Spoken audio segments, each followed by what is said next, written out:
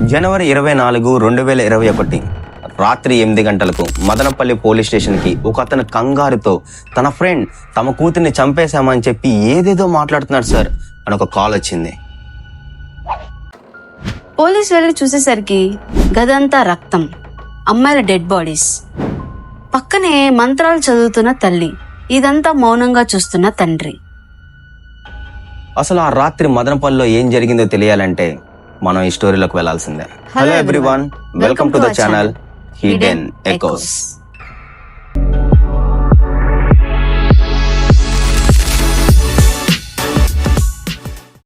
దారుణమైన కథ స్టార్ట్ అయింది మదనపల్లి, చిత్తూరు డిస్ట్రిక్ట్, ఆంధ్రప్రదేశ్లో.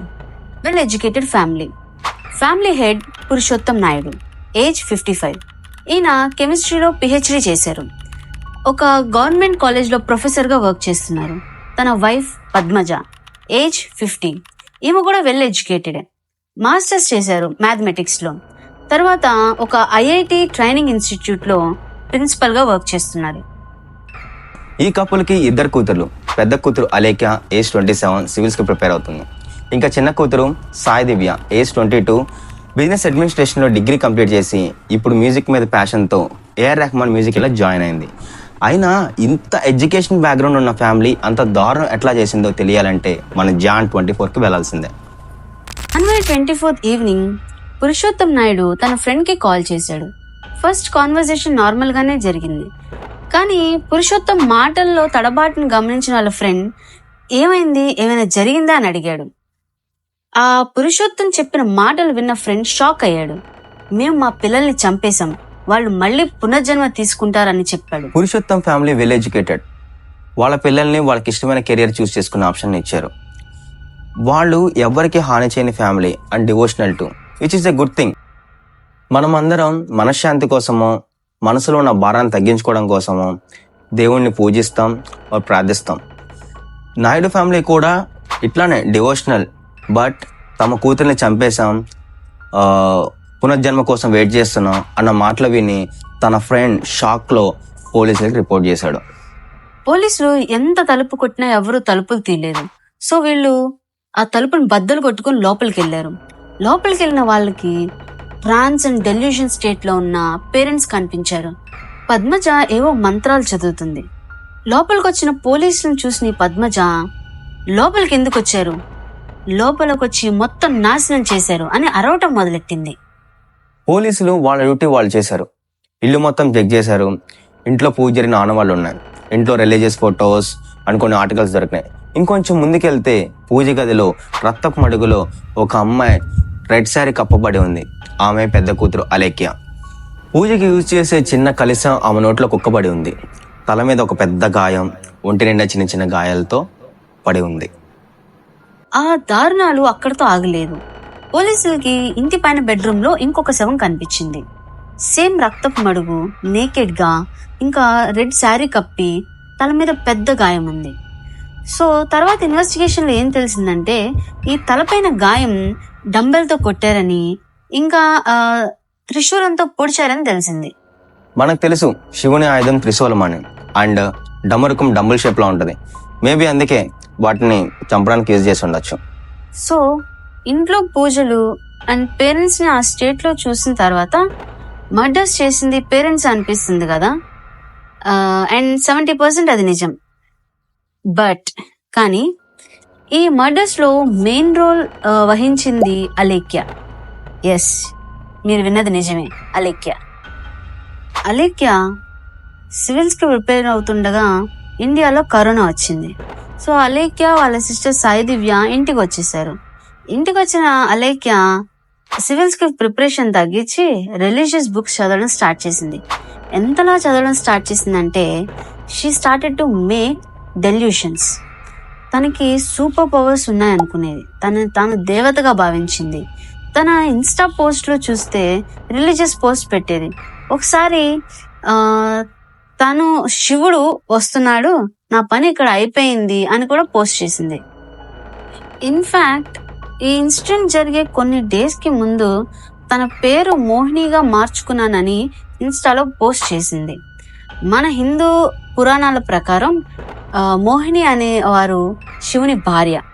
సో ఇదంతా చూస్తుంటే తను ఎంత డెల్యూజన్ లో ఉందో మనకు అర్థమవుతుంది. సో అలేఖ్య తన చెల్లిని చంపి తనని తాను చంపుకుందా, లేదంటే ఎవరైనా తనని చంపారా? అసలు ఏం జరిగిందో తెలియాలంటే 1 వీక్ బ్యాక్ వెళ్ళాలి. చిన్న కూతురు సాయి దివ్య రోజు తన కుక్కని వాకింగ్ తీసుకెళ్ళటం అలవాటు. అట్లానే దారిలో కొన్ని మంత్రించిన నిమ్మకాయలు, బ్లాక్ మ్యాజిక్ సంబంధించిన వస్తువులు చూసి భయపడింది. ఇంటికి వచ్చి తనకి తానే దెయ్యం పట్టిందని ఆడ్గా బిహేవ్ చేయడం స్టార్ట్ చేసింది. ఇదంతా చూసిన పేరెంట్స్ డాక్టర్ని పిలిచారు. వైద్య డిసిషన్ తీసుకున్నారనుకున్నారు కదా, కానీ పిలిచింది మెడికల్ డాక్టర్ని కాదు, భూత వైద్యుడిని. ఆయన ఏదో కొన్ని పూజలు చేసి తాయెత్తులు అవి కట్టి వెళ్ళిపోయాడు.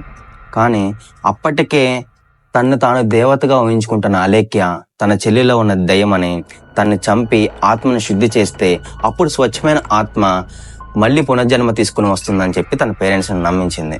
ఎనీవే, నెక్స్ట్ డే అంటే Jan 24 పురుషోత్తం కాలేజీకి ఫోన్ చేసి మేము ఇంట్లో పెద్ద పూజ చేసుకుంటున్నాం, 1 వీక్ హాలిడే కావాలన్నాడు. పురుషోత్తం ఐడియా ఏంటంటే వాళ్ళు మళ్ళీ పునర్జన్మ తీసుకుంటారు, నెక్స్ట్ డే నుంచి నార్మల్గా కాలేజ్కి వెళ్ళిపోవచ్చు అని. చూసారా ఎంత డిల్యూజన్లో ఉన్నాడు తను. ఫ్యామిలీ అంతా పూజకి సిద్ధమైపోయారు. దివ్యకు తెలుసు తనని ఇప్పుడు చంపబోతున్నారని, తిరిగి మళ్ళీ తను రాబోతుందని తను నమ్మింది. సో అలేఖ్య త్రిశూలంతో తనని పొడిచి డంబుల్తో నెత్తి మీద కొట్టి చంపింది అరౌండ్ 2 PM ఆ టైంలో.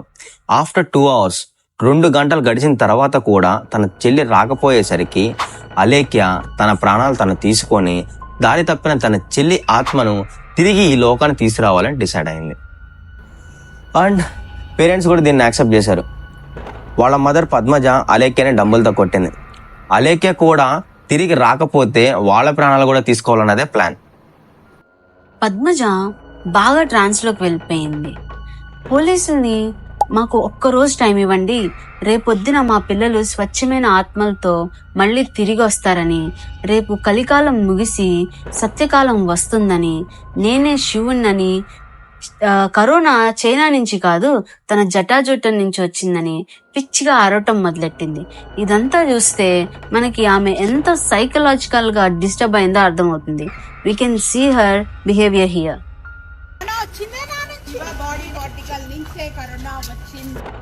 ఈ మెంటల్ ఇల్నెస్ పద్మజకి కొత్తేం కాదు. రీసెంట్ గానే వాళ్ళ ఫాదర్ కూడా ఇలాంటి మెంటల్ ఇల్నెస్ తోనే చనిపోయారు. పద్మజ అప్పుడప్పుడు తన ఇంట్లో వాళ్ళ చనిపోయిన ఫాదర్ కనిపిస్తున్నారని వియర్డ్ గా మాట్లాడిన సందర్భాలు కూడా ఉన్నాయి. ఓకే, పద్మజకి వాళ్ళ పిల్లలకి వాళ్ళ పేరెంట్స్ నుంచి ఇల్నెస్ వచ్చింది అనుకుందాం, కానీ పురుషోత్తం నాయుడు ఎందుకు వీళ్ళతో కలిశాడు? The answer is shared delusion or psychotic disorder. ఈ డిజార్డర్ లో డెల్యూషన్ డిజార్డర్ ఉన్న ఒక వ్యక్తి ఉంటారు. తను తనకున్న డెల్యూషన్స్ ని తనకున్న క్లోజ్ రిలేటివ్స్ కూడా నమ్మేలా, అవి నిజం అనేలా చేస్తారు. సో నాయుడు ఫ్యామిలీలో జరిగింది కూడా ఇదే. ఈ డిజార్డర్ లో ప్రైమరీ పర్సన్ పద్మజ.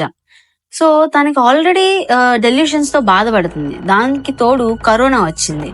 తనని తానే శివుడిగా భావించింది. తను తన ఫ్యామిలీ మొత్తాన్ని ఇన్ఫ్లుయెన్స్ చేసింది. ఇందులో బాగా ఇన్ఫ్లుయెన్స్ అయింది తన పెద్ద కూతురు అలేఖ్య.